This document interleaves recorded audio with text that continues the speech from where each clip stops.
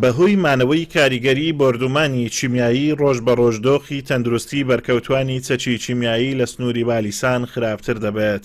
نورەدین عەبدوڵڵا یەکێکە لە بەرکەوتوانی بردومانی چیمیابارانی بالیسان. لە چیمیابارانەکەدا دایک و باوک و برایەکی لەدەستداوە. ئێستا بارودۆخی تەندروستی خراپە و بۆ چارەسەر چووەتە هیندستان. بڕی 8500 دۆلاری لە چارەسەری خۆیدا خەرج کردووە. ئەو دەڵێت بۆ چارەسەری پزیشکی و سوکردنی ئازارەکانمان حکوومەت هیچ هاوکاریەکمان ناکات. لە کاتێکدا ئەوانەی ئێستا لە هەرێمی کوردستان دەسەڵاتدارن بەرهەمی خوێنی شەهیدان دەخۆن و وەفایان بۆ شەهیدان و کەس و کاریشیان نییە.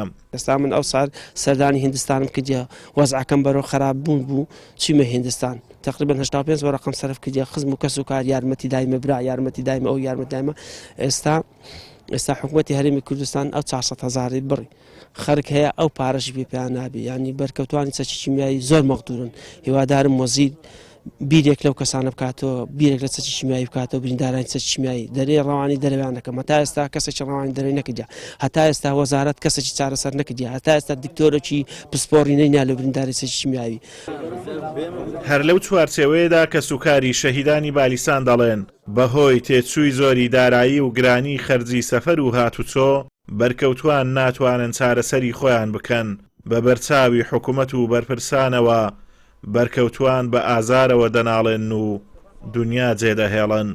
بڕینی منحەی بەرکەوتوانی چەکی چیمیایی هێندەی دیکە برینی کەسوکاری شەهیدانی بالیسانی قوڵتر کردوتەوە وەک خۆیان دەڵێن بێوەفایی دەسەڵاتی کوردی گەیشتۆتە لووتکە.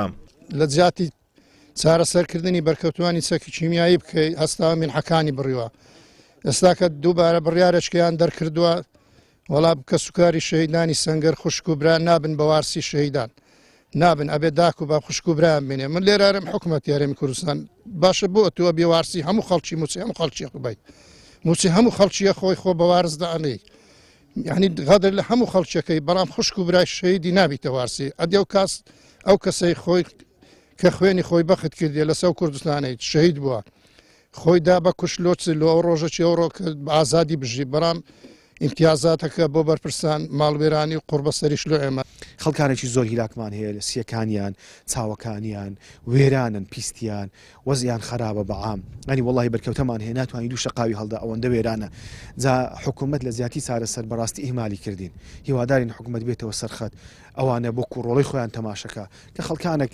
هیچیان نەکردووە ڕۆژانێک ئەو هەموو یارمەتیە دەرێن و خزمەتیان نەکرێ دەی بە ئەو حکوومەتە کە بەر و بوومی خوێنی ئەو شەهیدان و کەسوکاری شەهیدان و بەرکەوتوانەیە خزمەتێکیان بکرێ ئاوریان لێ بدرێت و منحەکانیان لەبۆ بگەڕێتەوە. ساڵی 1970 بەهۆی بردومانی چیمیایی دۆڵی بالیسان لە ناوچەی خۆشناوەتی لەلایەن ڕژێمی بەعسەوە 263 هاوڵاتی شەهید و 556 دیکە بریندار بوون. دوای 36 ساڵ تا ئێستا شوێنەواری چیمیاباران لە سەرجیان و جەستەی بەرکەوتوان ماوەتەوە و بەدەست ئازار و کەم ئەندامبوونەوە دەناڵێنن. ئازادۆمەرەوەی کەناڵی ئاسمانی پەیام ناحیەی بالیسان.